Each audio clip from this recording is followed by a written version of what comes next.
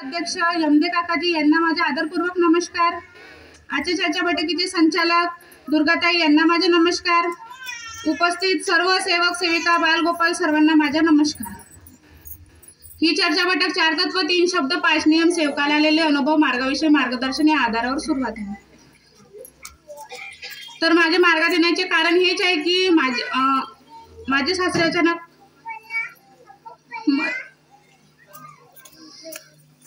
सासरे अचानक निघून गेले। मला 1.5 महिना राहिलेला होता तर माझे सासरे निघून गेले। त्यानंतर माझ्या घरी ऑटोमॅटिक घडी पडायची, दिवाळीचे फटवा ऑटोमॅटिक पडायचे आणि माझ्या देराला सुद्धा बाहेरचं होतं। माझ्या सासूची सुद्धा तब्येत व्यवस्थित राहत नव्हती। तर माझ्या सासूंनी आणि आम्ही सर्व परिवारांनी विचार केला की मार्ग घ्यायचा। तर मी माझ्या मम्मी पप्पाकडे गेली होती तेव्हा माझ्या सासूचा माझ्या मिस्टरला फोन आला आणि माझ्या सासूने म्हटलं का दादा आता आपल्याला मार्ग घ्यायचा। तर माझ्या मिस्टरने म्हटलं की मार्ग हा साधा सोपा नाही, नाहीतर कोणी लोक दुःखाले ते सोडून देतात। आज हा मार्ग नाही घेतला तर आपण चांगला निर्णय करून घ्या आणि मरे किंवा जगेपर्यंत ह्याच मार्गात आपण राहू। तर हा मार्ग स्वीकारा नाहीतर नका स्वीकारू असे माझ्या पतिदेवाचे उत्तर निघाले होते। तर आम्ही सर्वांनी निश्चय करून आम्ही रोकडे काकाजीकडे गेलो आणि दिनांक 8 जून 2019 रोज शनिवारला आम्ही हा मार्ग स्वीकारला आणि पहिल्या दिवशी माझ्या घरी ज्योत लागली। त्या दिवशी आमच्या परिवाराला आराम पडला आणि त्या दिवसापासून आम्ही सुख्य। मार्गात आल्यावर सुद्धा भगवंत आपली परीक्षा पाहतो की हे लोक डगमगतात, की यांचे पाय डगमगतात, की हे मार्ग सोडतात म्हणून। तर परमेश्वराने आमची सुद्धा परीक्षा पाहिली। माझ्या पतिदेवाला तब्येत खराब व्हायची माझ्या पतिदेवाची, तर माझ्या पतिदेवाला HIV टेस्ट करायला सांगितली होती डॉक्टरांनी। माझ्या पतिदेवाला संडास सुद्धा टेस्ट करायला सांगितली होती, पण आम्ही पाय मागे घेतले नाही। भगवंताच्यावर शब्द सोडत गेलो आणि भगवंताला योग मागत गेलो।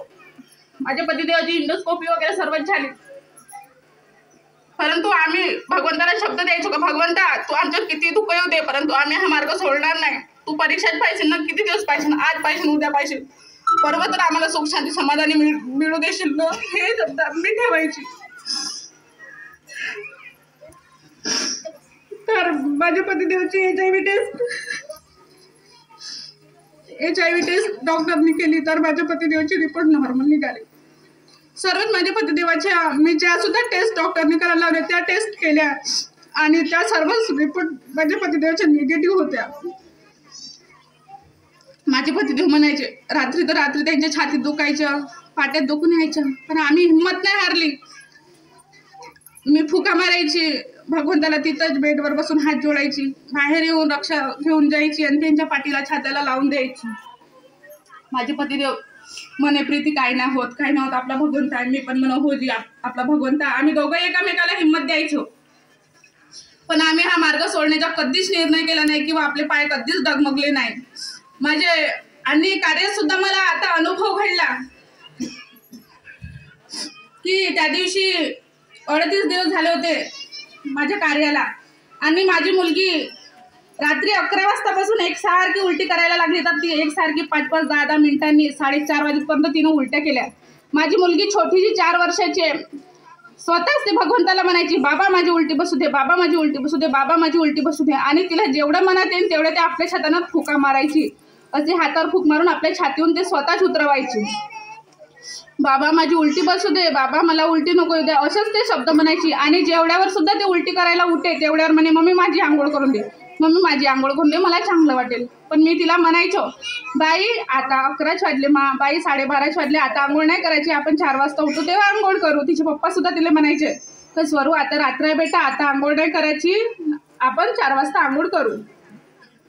तर मी 4:30 वाजता उठली तर माझ्या मुलीनं उलटी केली।